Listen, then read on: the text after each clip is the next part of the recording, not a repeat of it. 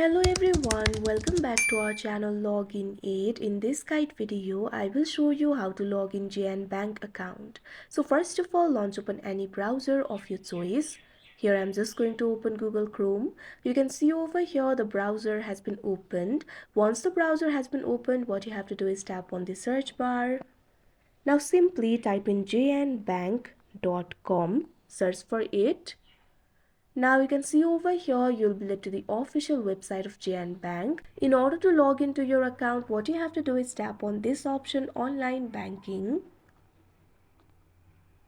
Now you'll be led to the online banking interface. In this interface, simply scroll down. Now you'll be able to find two options, JN Live Personal, JN Live Business. If you want to log into your business account, simply tap on the option JN Live Business. Otherwise, tap on the option JN Live Personal. Now you can see over here you'll be led to the login interface. If you're the new user, simply tap on the option register here. After that you'll be able to register for your account.